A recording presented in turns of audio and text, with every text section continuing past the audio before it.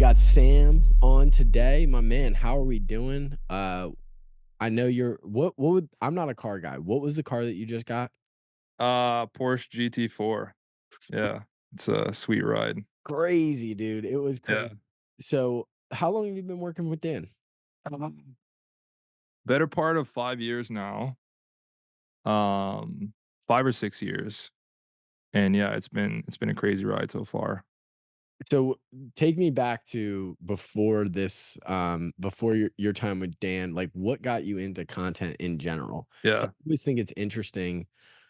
Like I read Paul Graham's recent essay. Like he has a bunch of essays and from Y Combinator, and he was talking about this idea of like the engineer, the artist, and um the engineer, the artist, and the architect, or something like that. And it was this idea yeah, that there's multiple ways now in this future forward, the way that we're going in creating value. And a lot of the greatest, Dan is a great example. It was an entrepreneur that built value through code. And now we have this ability to do it in content, which I don't think we've fully dived into. So tell me, where did this desire to create content and just to be creative come from?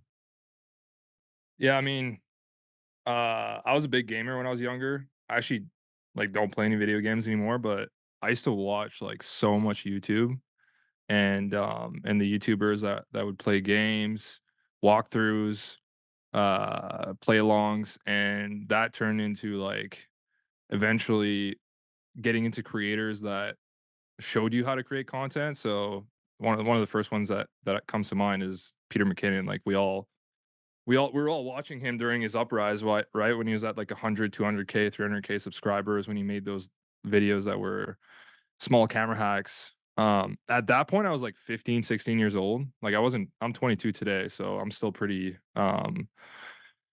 young. Me too. Uh Yeah. So, but back then I was like super passionate about it. And that turned into getting in the film industry through my dad knew a guy that, he introed me to. And I was a gaffer and like a light mover. Like I wasn't doing much. Like I was basically just on set helping out, just happy to be there. And then eventually turned into like some DP and some other work. I never like directed anything, but I was just on set all the time helping out. And yeah, that was kind of the start. But I was early, like not early to the filmmaking game, but I always looked at it as like, holy shit, there's two worlds. There's like this internet content world and the filmmaking world, and they don't really cross over because like the filmmaking people are so traditional in the ways that they do stuff. Like I had people still film on film on sets that I would work on, and they weren't like adapting the digital means. And this was like back in like 2016, 2017, right? So this was like still later. Like digital cameras came out probably 6 years before that. But no one, like not everyone adopted it. But then there was like this new digital space where like you weren't penalized for shooting a shit ton of content. You could just store it on an SD card, put it on your hard drive. And yeah, it was kind of the gold rush of content creation back then. So I was just I skipped school. Like I'd go to Toronto for film shoots, and yeah, it was fun. So then what were you like, you got at that point, you're 15, 16. This is 2016, you're saying? Are you working projects? Like, are you, like, doing jobs? Like, you're pretty much already in the business of doing it, and you're like, "Alright, Yeah. this is how I'm gonna make my money." Yeah. Yeah. Because I was always entrepreneur. Like my dad's an entrepreneur. He's always like he's never pushed me to go to college. So I was always like trying to figure out how I can do that for myself. And I saw an opportunity in like filmmaking. And I also happen to be very passionate about it. Like I just like creating cool images and sharing it with people. So through that I was able to, yeah, get like I remember my first job, I got paid $100 for a video that was like 2.5 minutes long, and it sucked. And I was blown away. I was looking at the check and I'm like, it's $100. I put it in my bank account, and it's the first time I made money without like working at a pizza shop or mowing lawns, right? So I was super fired up. And yeah, that turned into like my first $1,000 check, $2,000 check, $3,000 check, and yeah, I eventually was making pretty good money. Yeah, at, like, 17, 16, 18 years old. yeah, so you're 17, 16 years old or 17, 18 years old. What was the most you made monthly when you were running your video business? I mean, at that point, I was still early, but I probably made, like, 8K in a month. That Yeah. people don't I think it's so funny, especially the world that we're in now with everybody like, make 10K a month in your agency or like that's like the kind of that's what people are pushing, but that idea, building that style of business, I know people that have run that style of business for 6, 7, 8, 10 years, and they just make that money, and I mean, for the person that isn't super ambitious and doesn't necessarily wanna lead people or doesn't really wanna build a Yeah. business like that, I mean, that is a perfect, Oh, perfect yeah, no team like, no team, solopreneur, really good margins, a lot of travel time, a lot of selling, but, yeah, if you have a good network, it's just easy because then people were and if you do good work too, like, if you do good work, you'll get a bunch of referrals, and that was where I got most of my traffic from, back then, but, yeah, it was a good season of yeah, making videos. How long were you doing that for? I stopped around the same time I started working for Dan, so this was in 2019. So, Uh, how did you meet Dan? I know the story, but I think it's super yeah. interesting. I mean, it's kind of like it was kind of an anomaly because Dan's not someone that you'd find like, I grew up in a small town on the East Coast of Canada called Moncton, Mm, and there's about 100,000 people there, and the fact that Dan was living there was just like a fluke because he, moved out of there when he was younger, like in his 20s, moved out west, and then he moved down to San Francisco, lived in Toronto for a bit, lived in San Diego for a bit, and then came back to New Brunswick to like raise his family and be closer to his parents at that time. And it just so happened that like we met through a mutual friend, and I started like doing work for him. Like I was just doing work behind the scenes, editing his YouTube videos. At that point, working for his videographer, so I wasn't like the sole content creation person, but I was working for another videographer on the team, and yeah, that helped me like earn my stripes on the team early. so this is 2018, 2019 is 19, yeah. so Yeah. 2019, and you have been with him ever since. It's 2024 now. How? Because I mean, he's been putting out YouTube videos for 9 years. Yep. 9 years. Yep. How was it in the early days, like, getting somebody like that? Especially he was ahead of his time in the sense that he was creating Oh, content yeah. the way that he was, but I'd imagine there was a lot of probably frustrating moments for you and the team as a whole just in the like, that startup grind of building that content. Yeah. And yeah, truthfully, like I wasn't good back then. Like I was doing my best. Like I was learning. I was reaching out to people that, knew better than me, and I was asking questions and being curious, but looking back, like I wasn't doing the things that actually got results. So we kind of just were in a hamster wheel of making content, it getting a little bit of views. And we were in a like we were just doing a volume game at that point, right? We were just pumping out one video a week, never miss a week, and then a few back then it was Instagram videos, like it wasn't even shorts or reels, but we just did a few Instagram videos, a few Facebook videos. And yeah, we were just like in a volume game, just creating content, but not really thinking about the strategy behind it. How does that like, when did that really change? What did you have to see for that, like, for you guys to start going, "Okay, well, we gotta start tweaking," like, was there any inspiration of people that just came onto the scene that opened your eyes up, or, like, what was there a pivotal conversation? What was it? Yeah. I mean, truthfully, it was when Dan's book launched. Like when this was it last year? Yeah, 2023, January. Buy Back Your Time. It's actually right there. Mm, Uh, it's a great book. it Really, yeah, really really good book. But yeah, when Dan launched it, he went on a podcast tour and we grew our audience a little bit, and I saw a little bit more engagement. And that's when Dan and I, because at this point, like we were just spending enough money and doing enough effort on the content side to like slowly grow. And I remember him calling me up. I was on the East Coast. He moved at that point. He moved to Kelowna, the city that we're in now. And, he called me up and he was like, "Dude, like, I see an opportunity in the market, I wanna double down on media. Do you wanna be my partner, move out here, build a studio, etcetera?"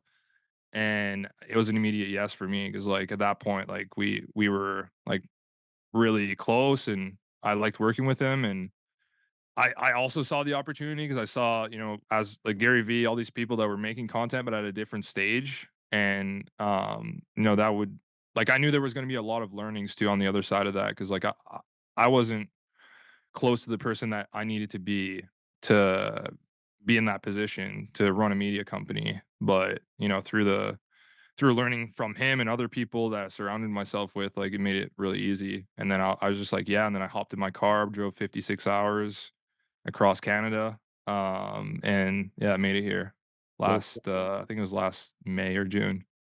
wow, so it's been less than a full year. That's crazy to think, like, 9 years of putting out YouTube videos for basically a year. Because I mean, like, ever since I've known you, pretty much we met, December of 2023, Yeah, and then we saw each other at WealthCon in June or July of yeah, 2024. That might have been 2 months after you moved. That's crazy, dude. You yeah, guys on a rocket ship. I'm yeah. interested from your perspective, going from kind of doing work for him, not being, I guess, next to him and around him all the time. What is the biggest lessons that you've learned with Dan being your mentor that like opened things up for you?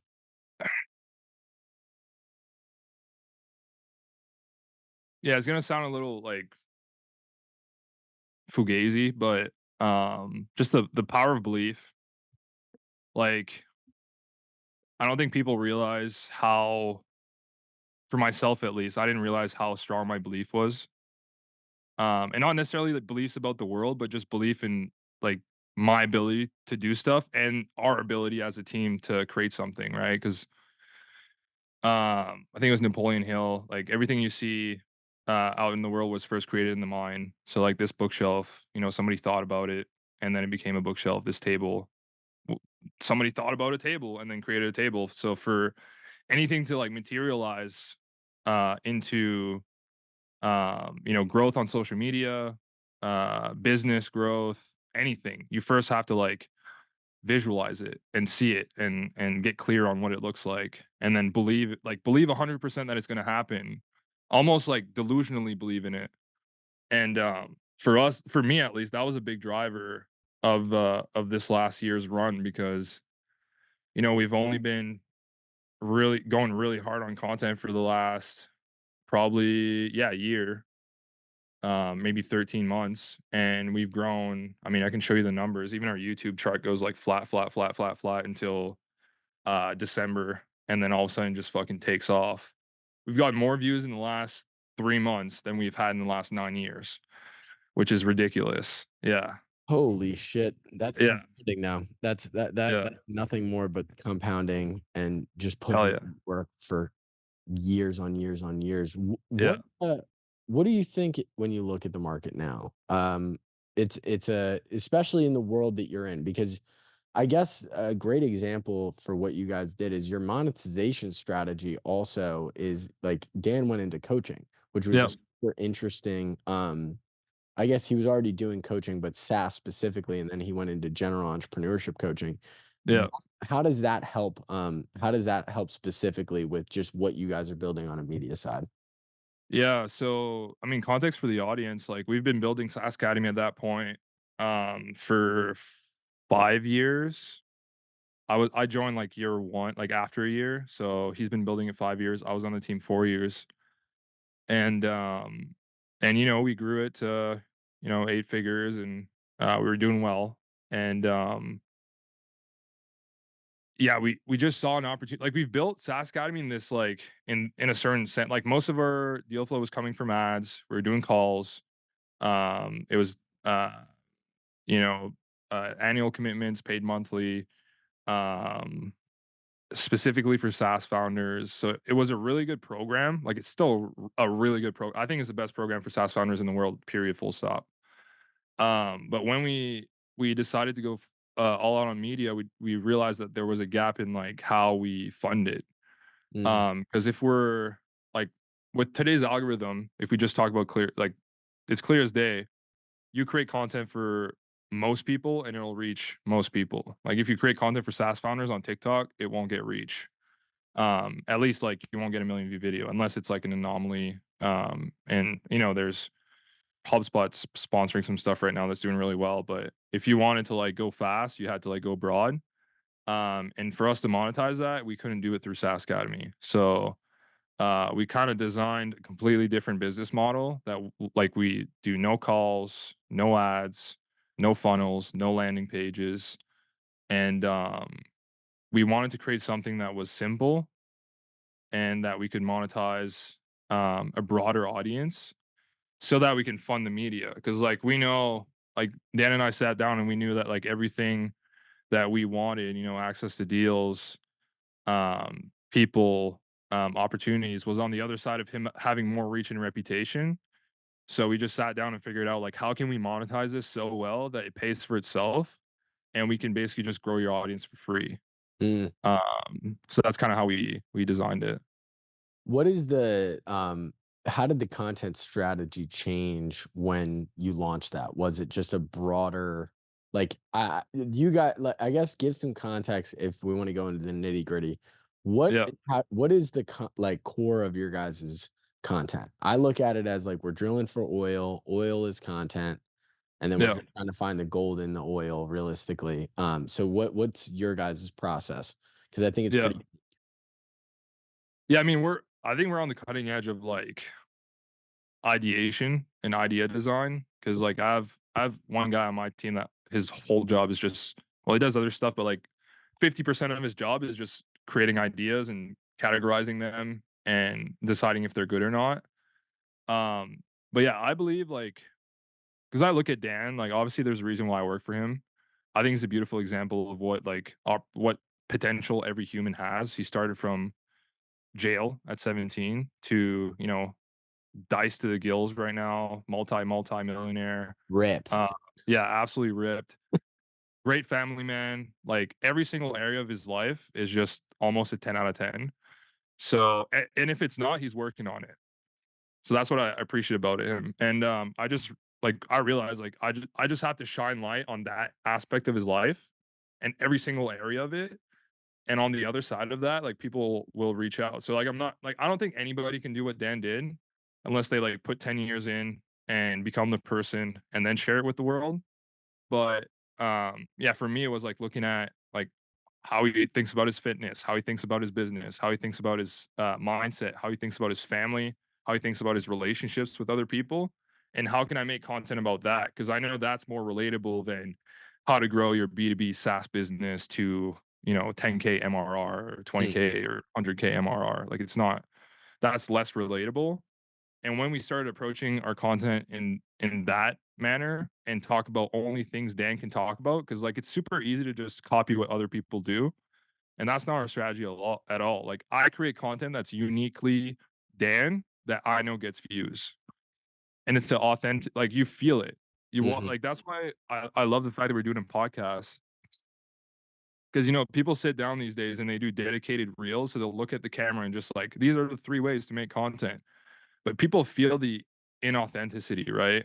Mhm. When you're on a podcast and you're just shooting shit, people feel your passion for the problem. And like Dan's really bad at acting. He's a bad act. Like he's notoriously bad at saying shit. Like if I give him a teleprompter, he like reads it terribly. But he's really good at being himself. And the more I could like make him lean into different areas of his life, the better our content did.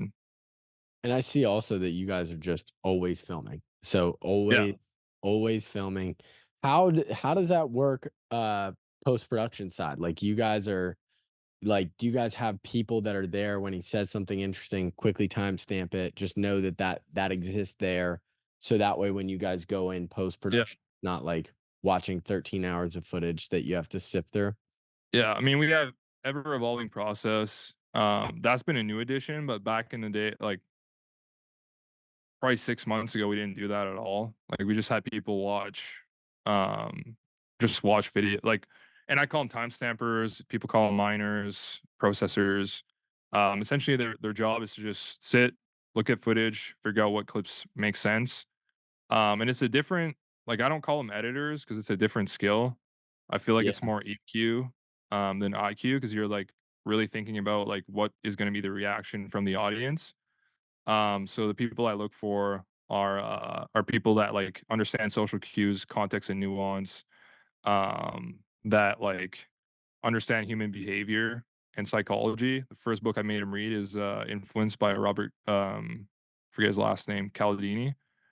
Um Yeah, that's a great it's book. a really good book, and it makes you, like, understand how psychology works, and, yeah, I think that's a big reason why our content performs is because like, we're not like, I think we clip 40 around 40 to 80 clips per week just from our content, and we Wow, only post 14. So, 14 almost, clips a like, week. 40 to 80% or 60 to 80% of our content never sees the light of day. Uh And that's such an interesting like, so this is such an interesting perspective from an internal marketing team. Like, you can make like, if we were running the agency and we were saying that what is that? I mean, that's 70% is basically like 70% is Waste. waste, I guess, Yeah, in this scenario. That's insane. If I saw that data, I would be like, "Holy cow, that's not yeah, good." And it's weird because and my whole battle of being an agency owner is I want the best product for the client, yeah, and to do that, you have to do very unscalable things in order to get them the results, which I think is probably the biggest problem in content agencies in general right now is that 100%. they're built for scale. Oh, Yeah, here's your 30 posts. Go ahead. You got to film it yourself. Here's an AI generated script.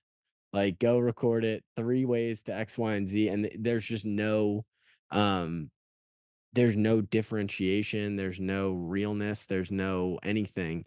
So how like, because everybody was doing, like, the talking directly to the camera. We know, obviously, McGinn is one of the pioneers of that specific style. When did yeah, you had to go away? Because you guys were probably February of last year, like, Dan would still have to sit there and, like, talk to the camera, you know what I mean? Do the whole thing.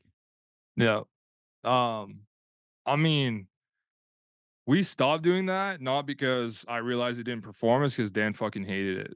Like, he just didn't like doing it, and he was very passionate about not doing that, and, yeah, he's a bad actor, like, he's a really bad like, if I want him to say something, um, word for word, he sounds like a robot, but Yeah. if I just give him an outline of what I want him to roughly say, like, he'll riff on it, and he sounds like just like he's talking to a friend, right? Mhm. So that's like learning how, and that goes for all the content agencies that follow you. Like you have to figure out how people work because other people I know, like they're really good. Like Iman Godzi, great actor. Every single one of his videos are scripted to a T. Like every single word he says is scripted before he says it, Mhm. and you can't tell. Like you can't tell that he's reading a script because he's such a good actor. But but there's people like Dan that like I put a script in front of them and they're like, "What the fuck is this? Like, I don't want to read."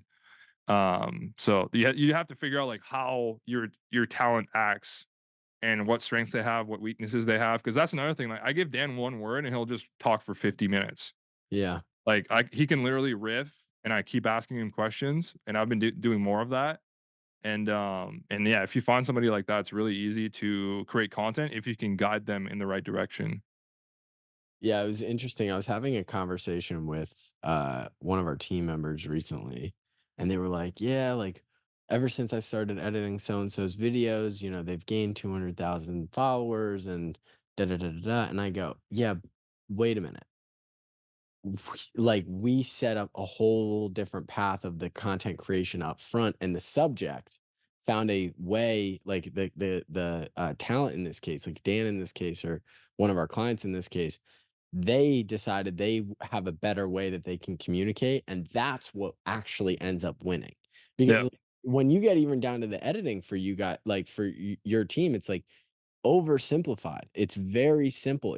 We're gonna engage you with the captions, but we're not gonna overdo it. We're not trying to take yeah, away from the content of what Dan is talking about, and I yeah, think there's a lot of people in our industry that put a lot more, and this sounds crazy, but they put more stake in their skill set rather than the subject. It's like, that's not what this is. Like, Yep, we are nothing without the people that we work with, to be honest.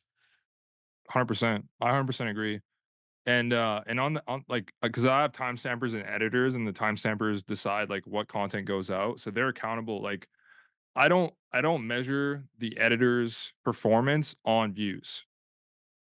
Like, my editors are experimenters. They're not, like, I measure my time stamper's performance on views because Mhm. he's accountable for the ideas, Hmm. right? Like, he's accountable for the content that gets published on, because I like, when I watch 2 videos, like, one gets 1,000,000 views, one gets 10K views, the overarching reason why they perform over the other video is because of the idea. I know when Dan talks about growing your business, he gets 20 to 30K views. Really good for brand, not really good for views. Whenever Dan talks about his marriage or his kids, 1,000,000 views. So I know that my time stamper's doing well when we have good views. I'm not measuring my editor on views. What I do measure my editor on is the ability to pull hooks. So we have a on our TikTok account, we always test 3 to like 6 hooks. And that could be the difference between like this the hook could be the difference between a 1,000,000 view video and a 2,000,000 view video. And the reason I measure them on hooks is like how many hooks can you pull from the video? Good hooks, like viable hooks. And if you front load something or move something, how much better will the video do? Mm. And their ability to pull hooks and get a video that was supposed to get 100,000 views to 300,000 views, that's how I measure their, effectiveness, and we only do that on TikTok. So yeah, that's where you'll like, that's where you're putting out a mass production of content. And then are you making decisions on the TikTok that inform what goes elsewhere, or is it just 100%. Yep. so that's your testing ground? Yep. Yeah, TikTok, and dude, like, your audience, feel free to steal this. It's not like it's really not scalable, but, it That's makes the truth. yeah, it makes sure that you all the content you post on Instagram will hit. So, if and you can archive the old posts on TikTok, like, we usually just post 3 and then archive the 2 that don't perform. Um, but yeah, it makes like, because I don't the last thing I want is a flop, and it rarely happens for us because we have so many at bats. Hmm. And I'm not saying that, like, everything that performs on TikTok will perform on Instagram, but for the most part, like, it's pretty similar. And for some videos where we have, like, 6 hooks and 5 hooks get, like, 1,000 to 5,000 views, and then one gets, like, 300K in 24 hours, like, we're posting that video. Hmm. But we might have not found that video. Like, it's the same idea, same content, different hook. We might have not found it if we didn't test. So we make sure to test. So I get follow-up question on that. I've been looking at from an agency side, and it's so like, I love this conversation because one of the things that I struggle with the industry that we're in, and honestly the company specifically, is like I said earlier, when you want the people that you work with to have the highest likelihood of success, most of the time to get there, you have to do the unscalable. And Yeah, that, for like our sake, like our team cost is heavier than, our revenue half the time, just because in order to get the best product, in order to grow the accounts the way that they need to be grown, and like to iterate the way that you need to, you do have to overproduce in a lot of cases. Like, nobody has the system that's good enough for that. But my question kind of comes to, what do you think is the most valuable content asset um in the market right now? Is it an Instagram page that is getting 50,000 story views, or is it a YouTube channel that's consistently pulling in, like, couple million views a month? it's YouTube. I think Mhm. it's YouTube, personally, because like, people don't get famous on Instagram, but they get famous on YouTube. Mhm. That's what I believe. So we've been going really hard on YouTube.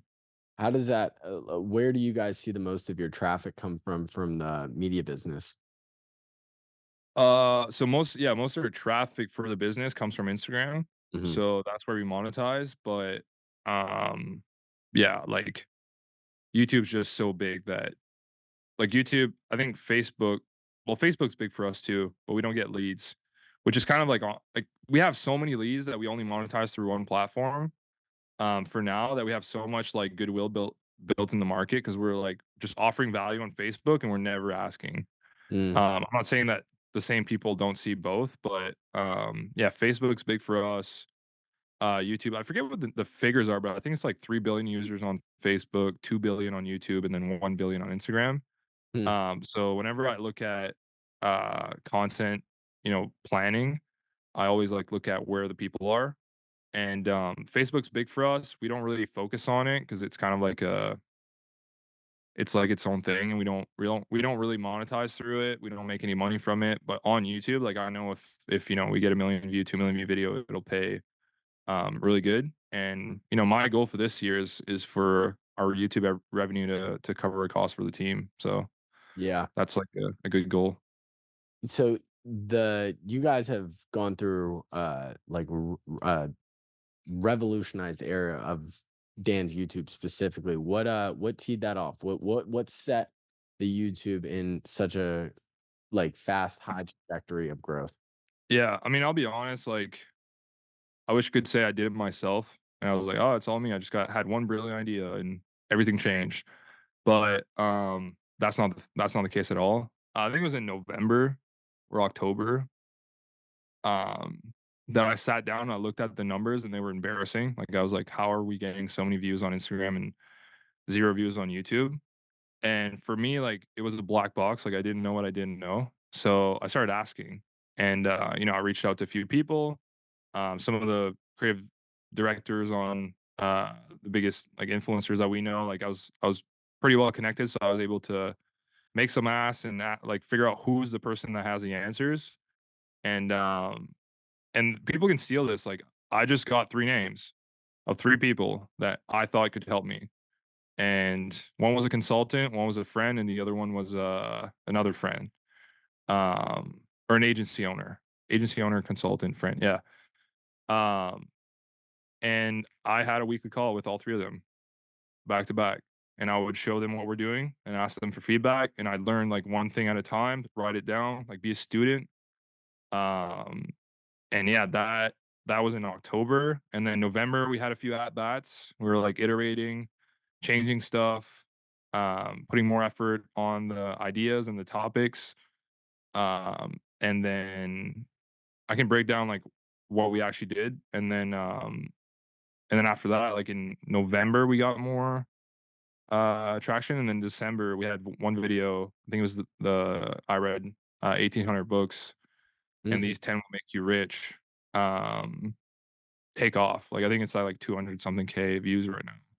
Nah, But that wouldn't have happened if I didn't reach out for help, because we all have big egos. We think we can figure out everything ourselves. But for me, I had to look in the mirror and say, like, I'm not the person that's gonna take this channel to, um, 1,000,000 subscribers. And what's crazy is I was looking at the data. We just hit 200K, couple I think it was last week, but it took us 8 years to get to 100K and 8 months to get to 200K, which is pretty wild.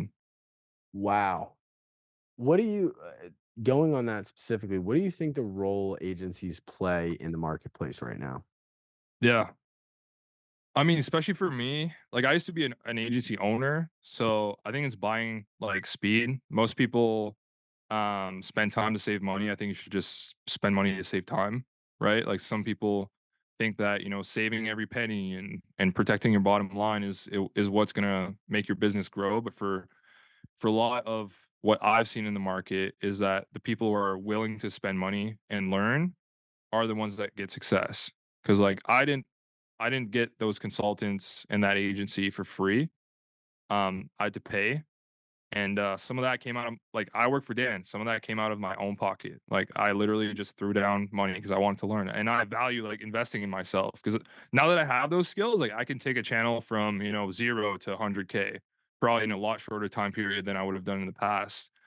Um, and yeah, so I think agencies are a cheat code to growing your business.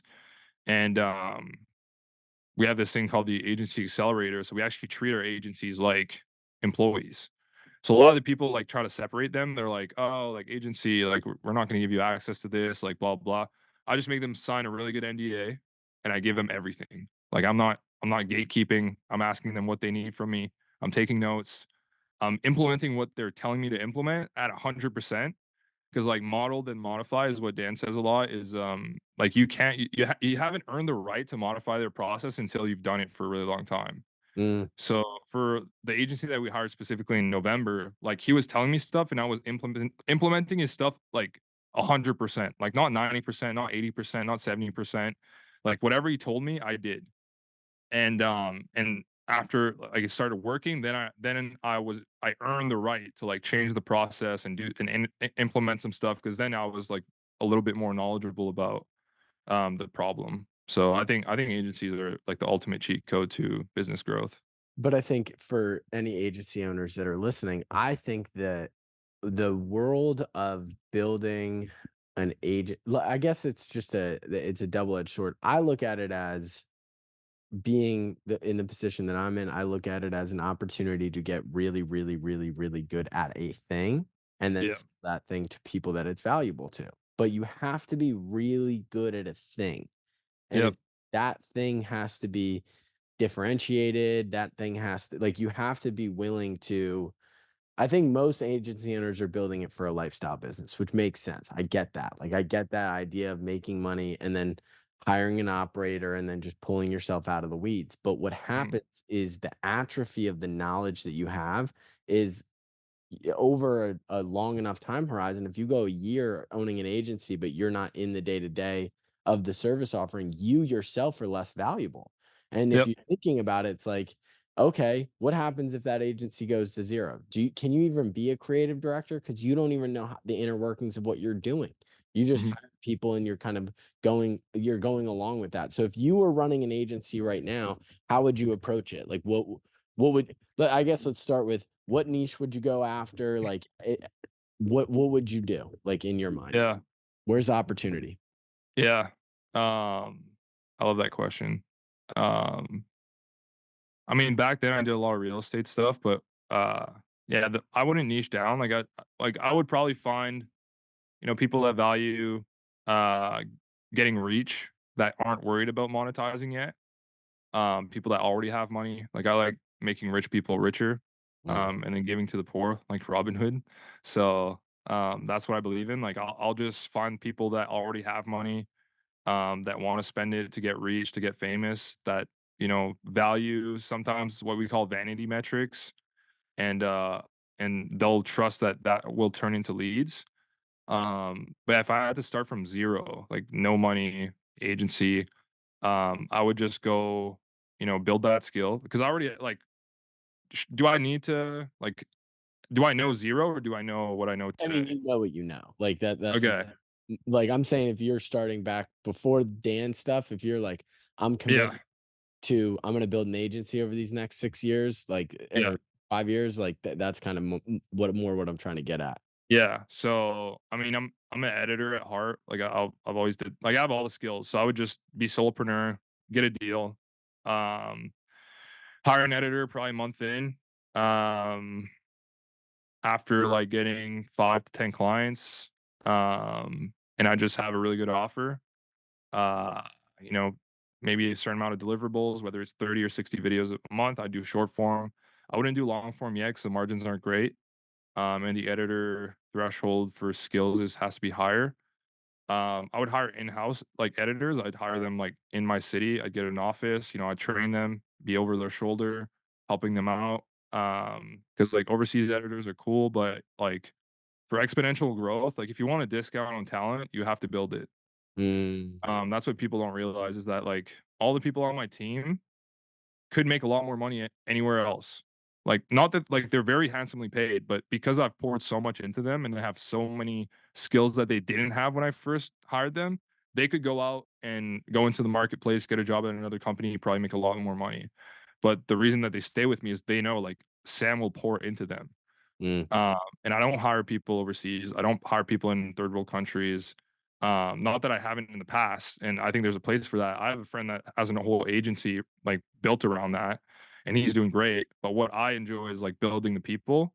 on my business, and then letting them like operate some of the areas of the business, because then I can go focus on the next thing. And I think that like it scales slower at first, like you pay dividends at first, but then when you get on the back end of like the bigger agencies, like if you want an exit, you have to build something that's sustainable without you. And yeah, you have to be like really close to the problem, but also a little bit removed.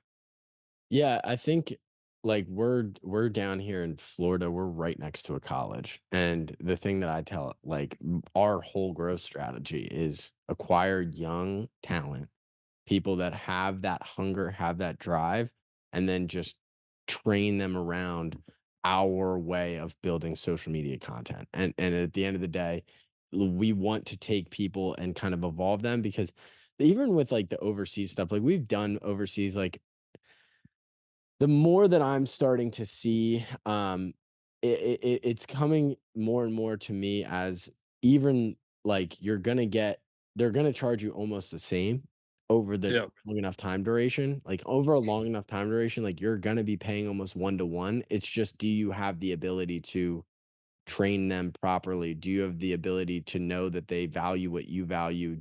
Like all the master like you talked about Napoleon Hill before. It's like yeah, true progress comes through a mastermind. And yep, at least from my perspective, it's hard to build that through virtual means.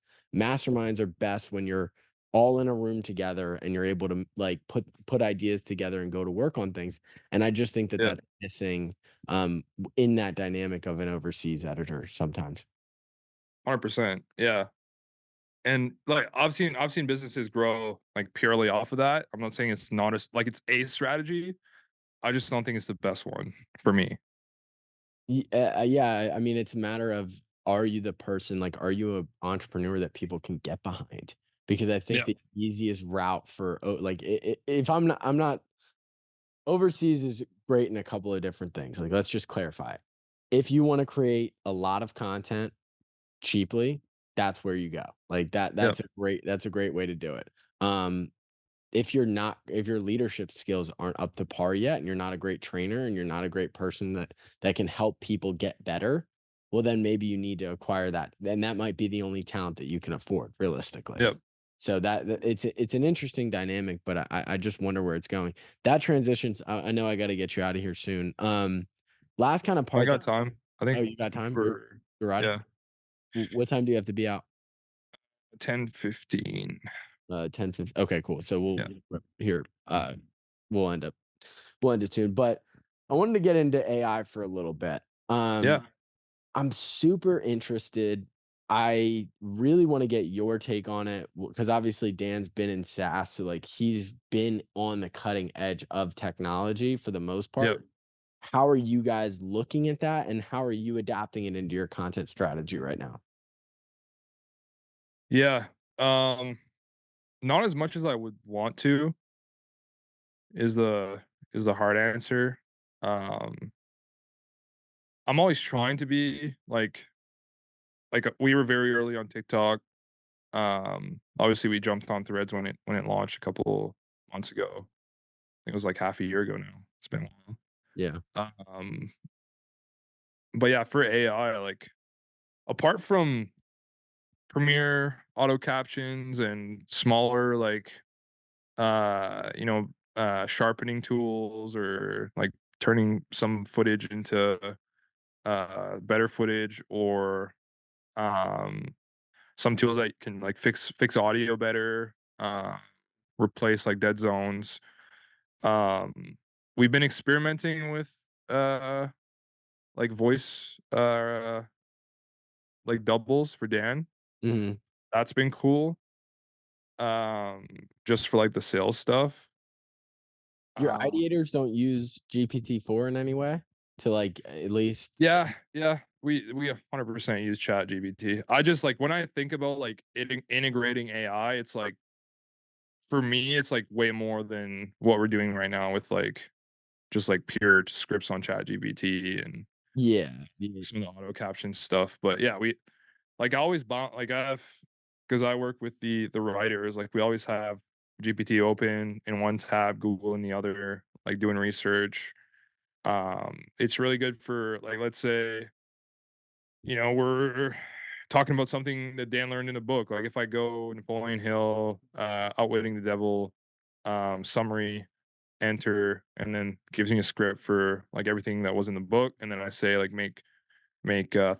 three content ideas about this, and then it gives me ideas, and then I say like format them in this format, and then I can just copy paste it in Google. But what I believe, like at the end of the day, like as long as people consume content, like humans, like people will make content because and unless AI makes dramatic jumps in EQ, which I don't think is going to happen in the next, let's say, 20 years, um, humans are still going to create most of the content that performs as long as like robots aren't consuming it. Which Um, that's a great point. Holy shit, could you even yeah, think about that? Like, yeah, all of a sudden, robots are 50% of the market in terms of consumption. yeah, It's yeah, that scares me a little bit if you're going down that rabbit hole of, like, our world is becoming so much more consumption than I think we even realize. Like, if we woulda yeah. told ourselves, like, let's even say 4 years ago that most people spend, I don't know, 2 to 3 hours on TikTok a day? A Oh, day? more than that, more than that. I've seen people with crazier Crazy. screen time. Dude, it's crazy, and Yeah, the thing is, I wonder how do you deal with the idea of, like, you're somebody that values your whole team, like, the whole Martell Media team, you guys value personal development, self-development. How do you draw the line? Like, how are you able to create at such a high level and then not overconsume? Are you just yeah, sick by the end of the day?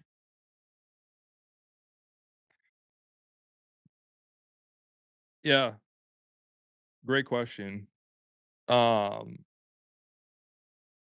yeah, I think people that are addicted to their phones are just not addicted to their life enough. Like they're trying to escape something. So for my team, like, yeah, like I truly believe that if you're scrolling on your phone for 8 hours a day, it means that you don't have an interesting life, and there's nothing wrong with that. But I would try to fix the pain, like the true pain instead of the symptom.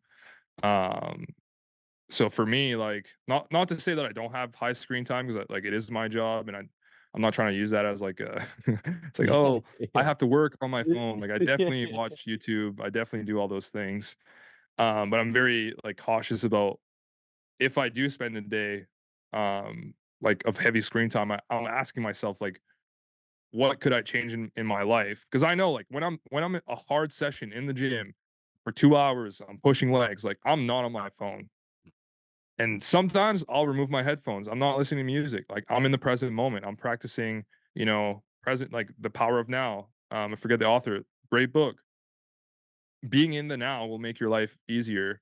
And I think for most people that are trying to like get something, they're just on their phone all day. Uh, yeah, I think you're just not in a great position in your life, and it's a symptom of a bigger thing.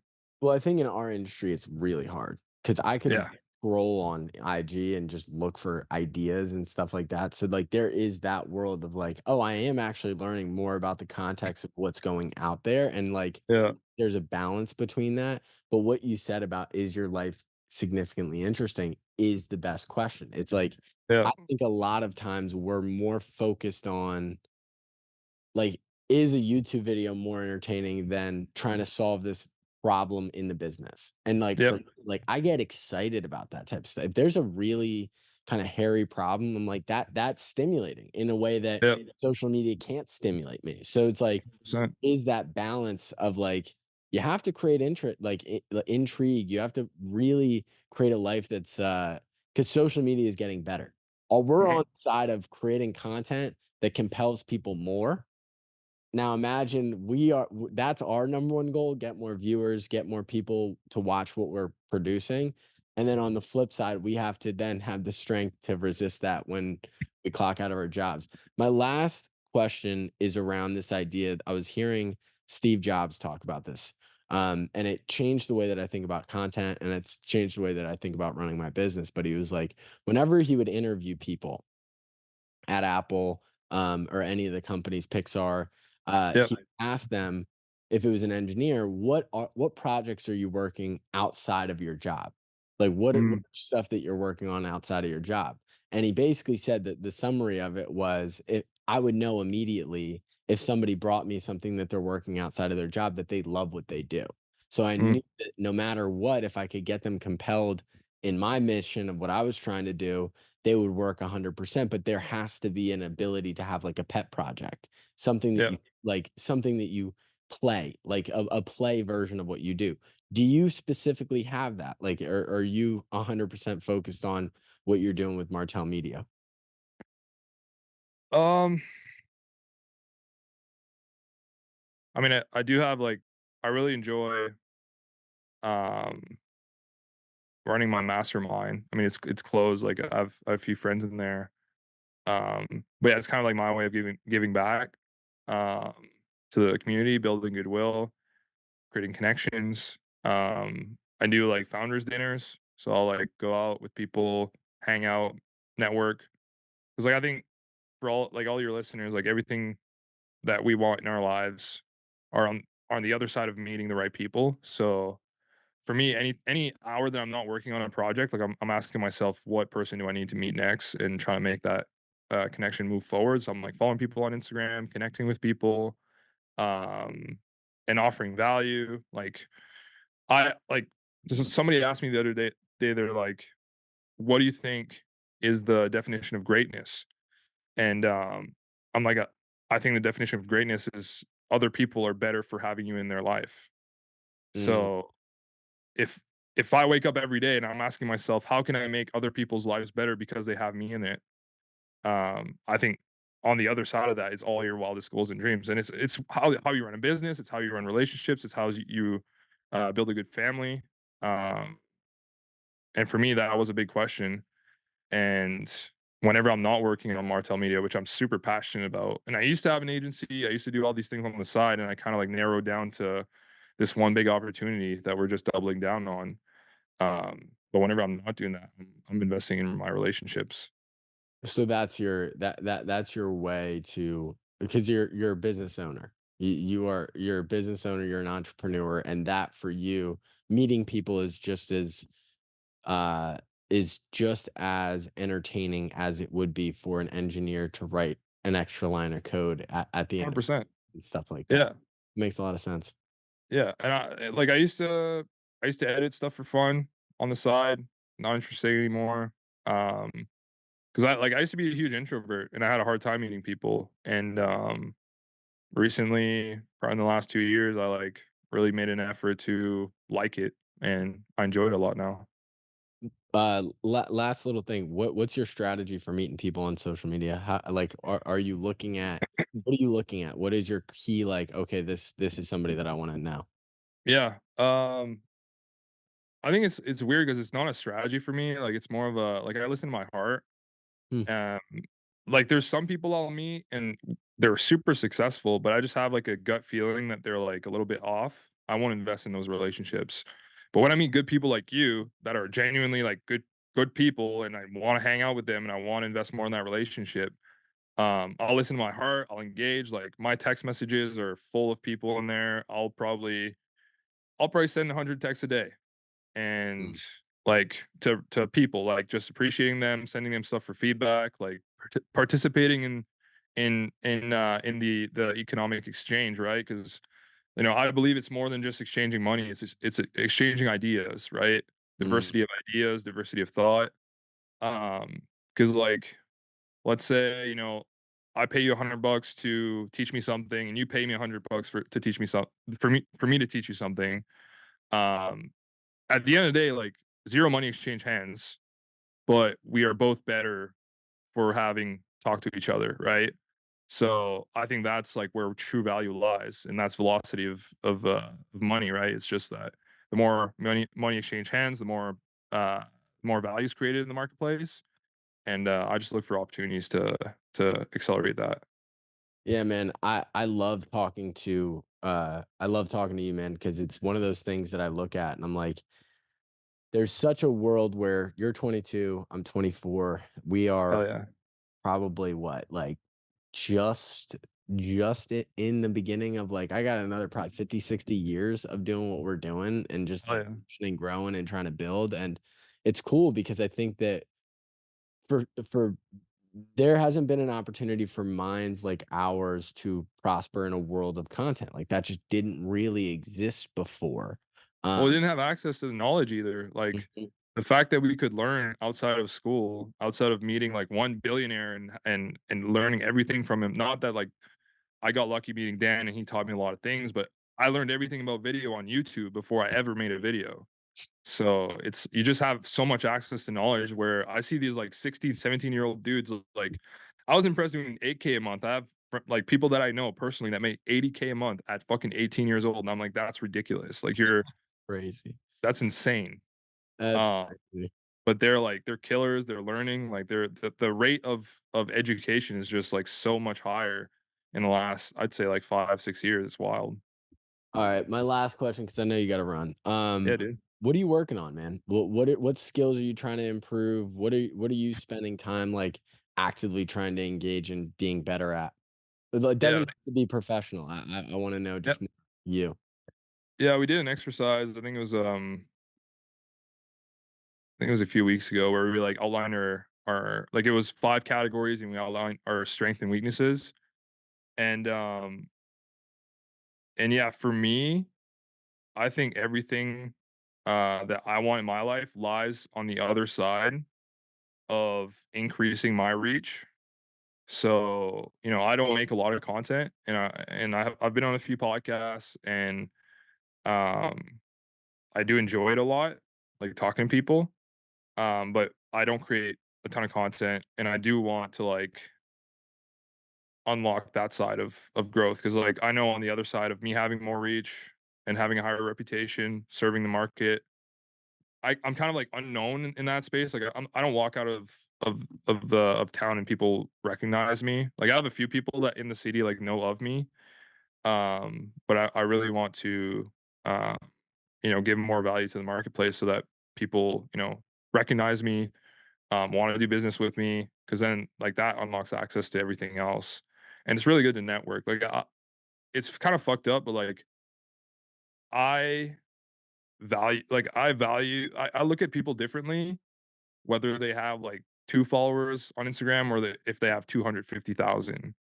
and I think everybody, like, if we just don't lie to each other and realize that, the more that you can build your personal brand, which is why people spend so much money on organic content, the more people will look at you in a different light. And for me, I think that's the biggest thing that I can do in the next 12 to 18 months. How do you tackle what value to bring? Like, that's such an interesting question because it's like, dude, we're in our 20s, and I think it's Yeah. so hard that we're pressed with that idea of like, we got to grow our reach, we have to add value to the marketplace. And half the time, most of the people that I know that are 20 years old don't even know who the hell they are half the time. Yeah. So, 100%. how do Yeah. you And balance like, I'm still on the journey. Like, I'm not going to lie. Like, I'm still figuring out stuff. I haven't, I don't have all the answers. And I also think that, like, my dad always joke, he's like, I'm 40. No, he says, I'm 55 years old and I'm still trying to figure out what I want to do with my life. And that? he's funny. Like, he'll say that. And I'm like, dude, that's so funny because he's 55, but he's still a 20-year-old at heart. Mm. And I don't know shit right now, but I know for a fact when I'm 60, 70, 80 years old, I still won't know shit. That's Like, it. I'll still be like, I wonder about this. I wonder how much that building costs. I wonder, if I bought this, what would this happen? I wonder if I met this person. Like, I will always be asking questions, whether I'm 70, 80, 90 years old. So, on that topic of, like, what value, should you bring to the marketplace, like, I think everybody has unique insight. Um, Everybody has been through tough times. Everybody has been, uh, in a tough situation that they had to figure out. Like, every single story, pain point, dark time, that you overcame and became better on the other side of is what I think people on the internet need from you. Mm. And it's really cool to share, like, business strategies and all that stuff, but what people value is stories. And maybe, like, at 22, 24, we haven't lived enough life to have a shit ton of stories, but we definitely have some. We definitely And that's what I'll be, like, basing my content around is what stories can I share with the with people that they can resonate with and uh, they can see themselves in me. And obviously, like, I've achieved some success, like, I'm not done yet. I'm still dude, on the you own journey. a house and you're Yeah. 22. Yeah, give yourself some Yeah. fucking credit, Yeah. man. Yeah, it's fun. But like, I know that there's a 17-year-old, 18-year-old Sam out there that is still lost, that doesn't know what he wants to do with his life, that if they see a video of me saying the thing that they wanna hear, the story of me becoming the person, they'll see a clear path to becoming that person. Like, they're like, "Oh, I just need to do this, this, then this." And then their life changes, and I don't care if they know that it's me or if they know. Like, they come up to me because I've had a few people that, like, I've helped, like, in private, that, turn their life a little bit around, and they come to me and they're like, "I really appreciate you doing this for me, like, 5 years ago, 4 years ago," and I'm like, "Dude, like, you did the work. Mm, Like, I showed you the past, but I didn't fucking do the steps for you, and I don't want to either, like, you have to do the journey." Um, but yeah, I think that's what we're all here for is. And if you're not sharing that on social media, like, I'm beating myself up, dude, I'm selfish right now. mm. Like, I'm not like, I'm too worried about what other people are gonna think that I'm not creating content, and it's shitty because 'cause I'm selfish, like, I'm gatekeeping all the information, and I don't think anything should be gatekept. I think everything should be free out there. Dude, I'm so excited to just see where this trajectory goes, man, over the next just the next year, dude. Just the growth trajectory that you and Dan and by the way, I just want to circle back to buy back your time. Probably Great book. you like people talk about building what you guys have built. And I said this to you privately, but it's like you have to build something of value. You have to build something that people actually take away. And Buy Back Your Time still to this day was one of the best books I've read or last year. And it's Yeah, like, that's why you build an entire coaching program around a concept like that because it's that good. Are you yeah, bringing value to the marketplace where you can make a Dan Martell level impact? And yeah. so I commend you, commend your team, man. I'm so excited to watch you guys grow over the years. Yeah, dude, and I'll tell you what one thing about buy back your time, like, a big reason why it's super valuable, a lot of tactics, but a big reason why people enjoy reading it is because of the stories, Mhm. and because of all the times that Dan didn't do the thing, and he fucked it up. So if anybody's trying to create content, like, the Bible is just a shit ton of stories, and it was arguably the first piece of content ever, Bestseller right? content too. Yeah, bestseller.